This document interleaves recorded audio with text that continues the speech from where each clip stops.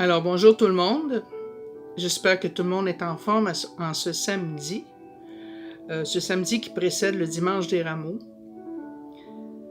Eh bien oui, nous arrivons très bientôt dans la semaine sainte. Et j'ai pensé prendre un temps de méditation avec Marie aujourd'hui. Marie qui a accompagné son fils tout au long de cette semaine de douleur, même si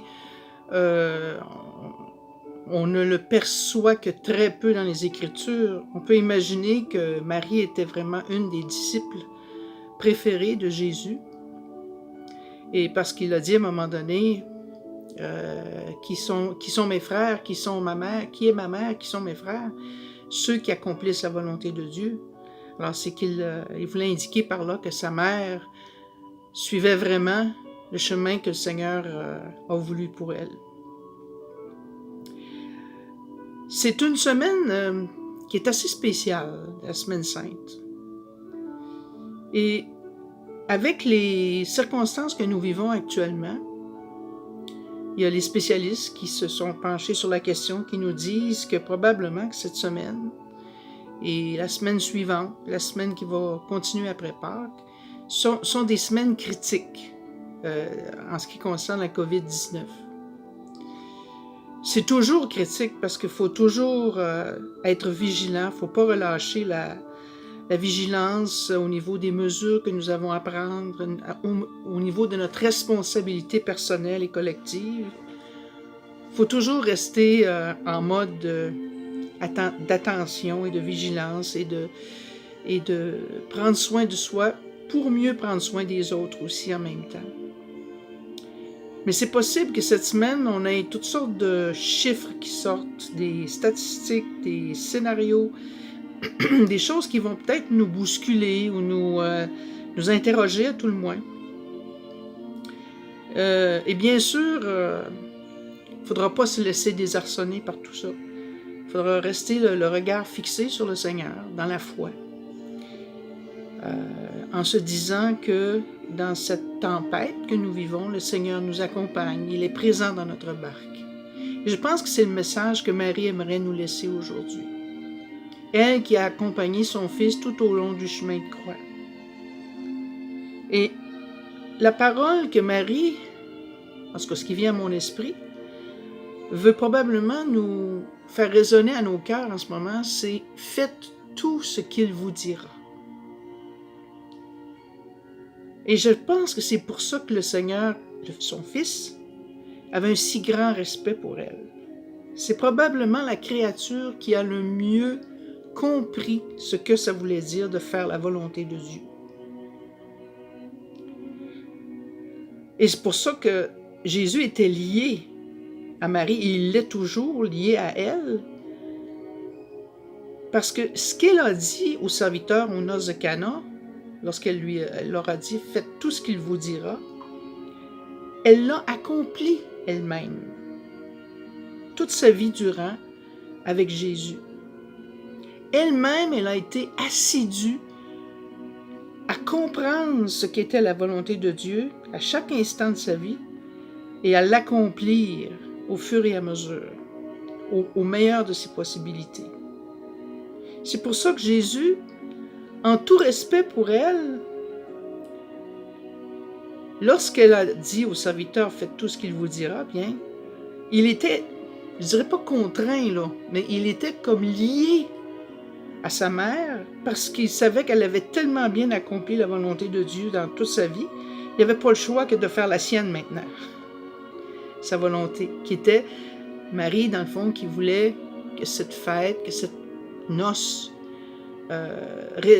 soit une fête joyeuse. Et donc, le vin faisant partie de la joie fraternelle, bien, c'était nécessaire que le vin soit présent et en abondance. Et Jésus a répondu à sa prière justement avec une abondance de vin. Il ne s'est pas contenté de compter les petits verres et puis on est rendu à quoi là? C'est en abondance qu'il a exaucé sa prière. Alors aujourd'hui, si on est unis avec Marie dans la prière, C'est ce qu'elle nous dit à chacun et à chacune. Faites tout ce qu'il vous dira, surtout en entrant dans cette semaine cruciale qui est la semaine sainte, qui est une semaine cruciale au niveau spirituel, bien sûr, mais qui est une semaine cruciale aussi au niveau national, au niveau mondial, avec toute cette situation de la COVID-19. Est-ce qu'on va atteindre bientôt des plateaux? On se pose toute la question. Est-ce que bientôt ça va redescendre, les chiffres vont redescendre? C'est ce qu'on espère. Et Marie, à travers tout cela, elle nous redit, faites tout ce qu'il vous dira. Alors, on va prendre quelques instants de prière devant une icône de Marie. Quelques instants de silence aussi. Et je vous invite à être très attentif à ce que le Seigneur veut vous dire dans votre cœur. Vous allez dire, ben moi, le Seigneur ne me parle pas, moi, je ne suis pas... Ben, c'est encore drôle, hein? Si on est attentif, on a tous une conscience. Tous. Qui que nous soyons. Et si on prend le temps de descendre au fond de soi-même, de nous-mêmes, pour écouter attentivement, on a le temps de ce temps-ci de le faire, ça. On n'est pas contraint par du moins un peu moins, là, contraint par le travail. On a toujours, certains parmi nous avons toujours un travail. Mais on a le temps de le faire. Descendons au fond de nous-mêmes, puis demandons-nous, c'est quoi la volonté de Dieu pour moi aujourd'hui? Pas demain, pas après-demain, aujourd'hui.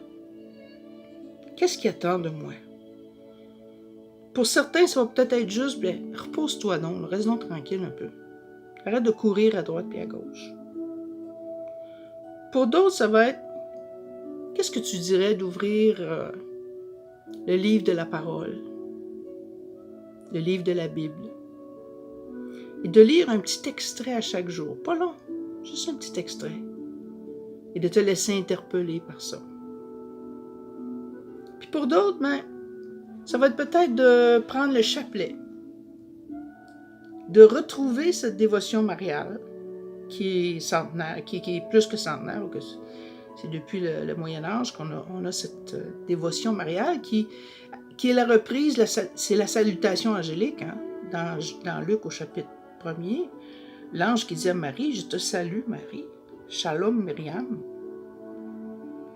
le Seigneur est avec toi. Tu es bénie entre toutes les femmes, et le fruit de ton sein est béni. C'est la reprise de Luc au chapitre 1er. Il n'y a pas rien de chinois là-dedans, c'est la Bible.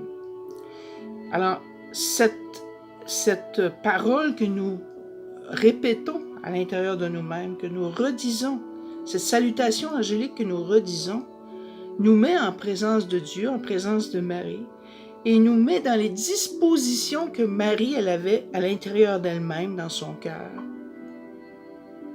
face à la volonté de Dieu.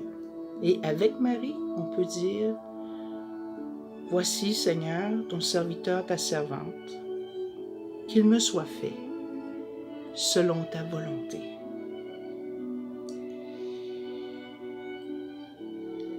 Et ça m'amène à une dernière chose, Marie au pied de la croix. Comment était Marie au pied de la croix? Marie, elle n'était pas affaissée.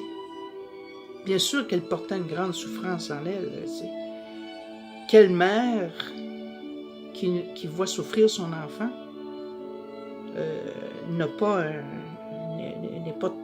pas alourdie par la souffrance, la douleur de voir souffrir son enfant. Mais Marie, néanmoins, est restée debout au pied de la croix. C'est ce que les évangiles nous disent. Marie est restée debout au pied de la croix. Stabat Mater Dolorosa. Quelle était la force de Marie? Où Marie prenait-elle sa force pour rester debout? C'était justement parce que pendant toute sa vie, elle a accompli la volonté de Dieu. Il faut mettre les deux ensemble. Quand nous sommes dans la volonté de Dieu, que nous sommes dans ce que le Seigneur attend de nous au moment présent, on ne cherche pas à midi à 14 heures, on cherche pas dans le passé, puis on ne cherche pas dans l'avenir, on cherche dans le présent. Quand on est dans la volonté de Dieu, dans le moment présent, on a la force pour se tenir debout. Même lorsque cela nous oblige d'être debout au pied de la croix, c'est-à-dire de la souffrance qui nous arrive. La force vient du fait qu'on accepte et qu'on accueille la volonté de Dieu dans notre vie. Pas parce qu'on veut souffrir, puis pas parce qu'on veut se montrer plus fin que les autres, c'est pas ça, là. La volonté de Dieu dans sa vie, c'est pas nécessairement quelque chose de très difficile. C'est que dans le moment présent, on est attentif à ce qui se passe. On est attentif à donner le meilleur de soi pour que ce moment présent soit le plus possible chargé de l'amour de Dieu. Il y a juste avec l'Esprit Saint qu'on peut arriver à faire ça. Et Marie, ça a été la première qui a reçu l'effusion de l'Esprit Saint dans le contexte du monde chrétien. Elle l'a reçu au moment de l'Annonciation, lorsque son fils a été engendré en elle. Et puis, elle l'a reçu avec les apôtres au Cénacle. Elle était présente à ce moment-là. Et elle était capable de partager avec eux son vécu et de discerner avec eux comment l'Esprit opérait dans leur cœur, parce qu'elle l'avait vécu déjà avant. Vous allez vous demander pourquoi est-ce que je porte mon châle avec toutes les couleurs. Mais c'est parce que de ce temps-ci, tout le monde dit ça va bien, puis tout le monde met ça dans une espèce d'arc-en-ciel dans sa fenêtre. Moi, j'habite à un 5e étage, je pense pas qu'il y ait bien du monde qui puisse voir aussi haut que ça, là. Alors, j'ai décidé de mettre mon arc-en-ciel sur mes épaules pour justement pour me joindre à ce mouvement qui dit que on souhaite à tout le monde que tout aille pour le mieux. Je vous souhaite avec Marie de passer la meilleure des semaines saintes dans les circonstances que nous vivons actuellement, en accueillant Dieu dans le moment présent, en accueillant sa volonté dans le moment présent. Je vous laisse avec Marie.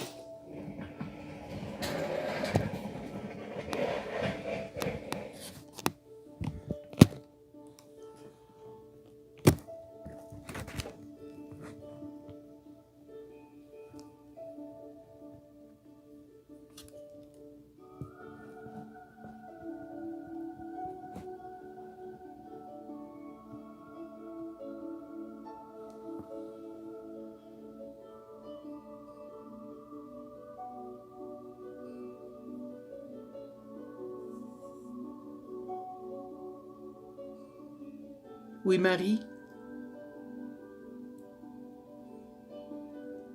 tu as été celle qui a dit oui à la volonté du Père dans ta vie. Et à travers ce oui, le Père a été capable d'engendrer son Fils dans ton sein. Tu es devenu par le fait même le tabernacle vivant, le premier tabernacle vivant du Christ. Et tu l'as apporté au monde par ton oui d'amour. Aujourd'hui, nous venons avec toi pour adorer ton Fils, pour l'aimer, pour le remercier de tout ce qu'il fait dans nos vies. Avec toi, durant cette semaine sainte, nous allons nous placer au pied de la croix. Que ce soit la croix de ton Fils, mais aussi notre croix de confinement, la croix peut-être de la maladie, la croix de la séparation d'avec les êtres chers.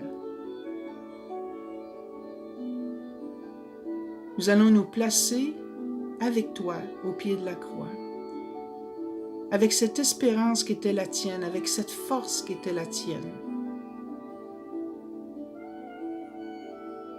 Et nous avons confiance, Marie, que tu vas intercéder pour nous, pour que nous vivions ce moment pascal, ce moment crucial de la Pâque.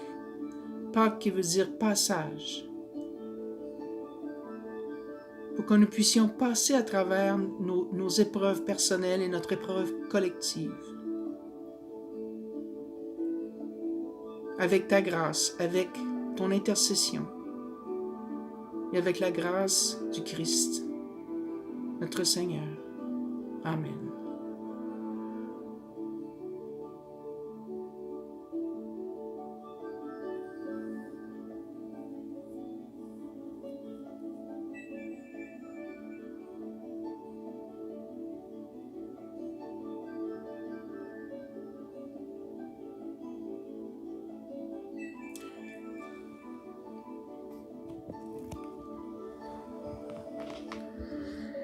Alors voilà notre petite méditation pour aujourd'hui.